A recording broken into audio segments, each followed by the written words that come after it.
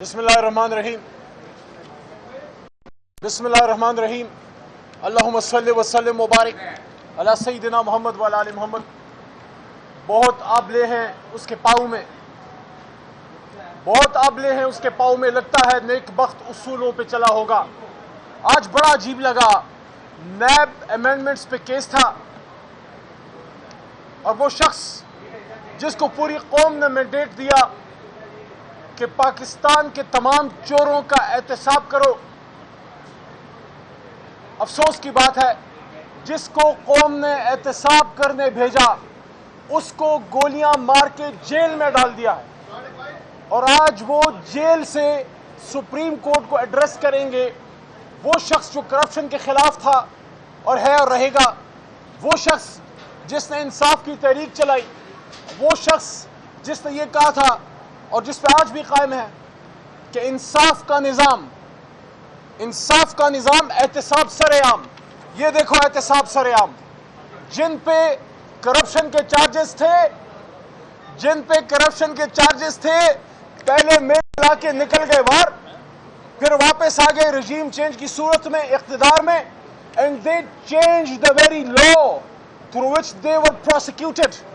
Those people who are accused of loot and plunder, they came into power और वो कलम ही हाथ में पकड़ लिया जिस कलम की लिखाई से उन पे सवाल होता था और उस कलम से लिख दिया कि आज से आप पे करप्शन के केसेस नहीं है।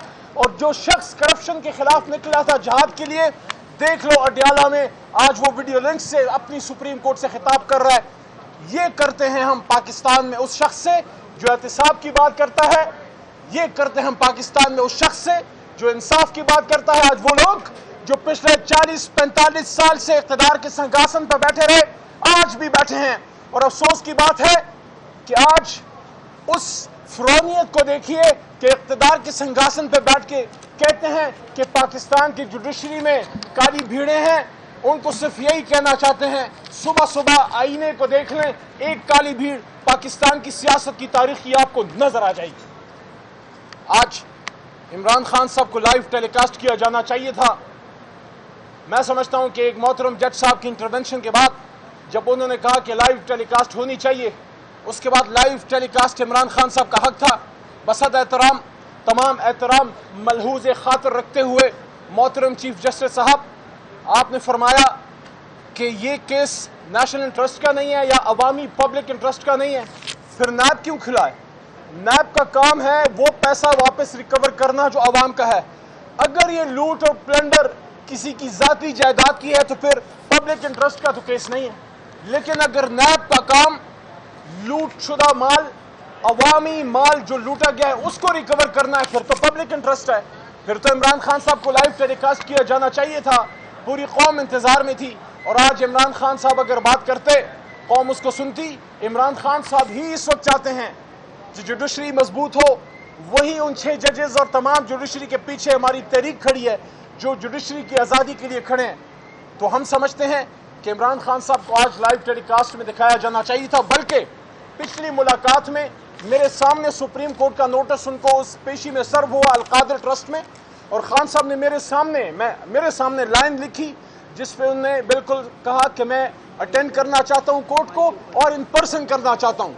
उस मौके पे मैंने इमरान खान साहब को, मेरे लेफ्ट पे इस तरह बैठे हुए थे, मैंने खान साहब को कहा कि खान साहब आपने बिल्कुल सही बात लिखी है, आपको खुद जाना चाहिए जिस तरह आप कह रहे हैं कि आप जाना चाहते हैं। और मैंने फिर ये बात की कि खान साहब, एक न्यूक्लियर इस्लामिक स्टेट में जिसकी जर्री फौज है, जिसके मजबूत इदारे हैं, जो ताकतवर रियासत है, कोई कमज़ोर रियासत नहीं है, उसमें इतनी सिक्कत होनी चाहिए कि अपने साबिक वज़ीर आज़म को सिर्फ 40 मिनट के फासले पे अडयाला से सुप्रीम कोर्ट तक स्टेट प्रोटेक्शन में ला सकें।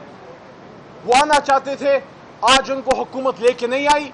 अगर ये रियासत मौजूदा आर्मी चीफ को, मौजूदा प्राइम मिनिस्टर को, मौजूदा चीफ जस्टिस को प्रोटेक्शन दे सकती है, जो देती है, जो उनका हक है, जो उनको मिलना चाहिए, तो फिर साबिक वज़ीर आज़म को भी ये प्रोटेक्शन जो है वो मिलनी चाहिए थी। और उसके साथ साथ आखिर में ये बात कि दोबारा वही बात कि जो शख्स करप्शन के खिलाफ निकला था, جس نے کہا تھا کہ قوم کا پیسہ نہ خود لوٹوں گا نہ کسی کو لوٹنے دوں گا، آج اس کو گولیاں مروا کے جیل میں ڈال دیا گیا کہ تم کرپشن کے خلاف بات کرتے ہو، تم احتساب کی بات کرتے ہو، تم انصاف کی بات کرتے ہو، لو تمہیں اڈیالہ میں ڈال دیا، اور جن پہ الزام تھا ان کو بٹھا دیا۔ ایسے مت کرو اس ملک کے ساتھ، ایسے مت کرو اس ملک کے ساتھ، کیونکہ یہ ملک جس نے بنایا تھا وہ گھوڑے پہ بیٹھ کے نہیں آیا تھا، اس کے ہاتھ میں بندوق نہیں تھی، اس کے بدن پہ کالا کوٹ تھا اور اس کے ہاتھ میں قلم تھا اور اس کا نام قائد اعظم محمد علی جناح تھا۔ بہت شکریہ۔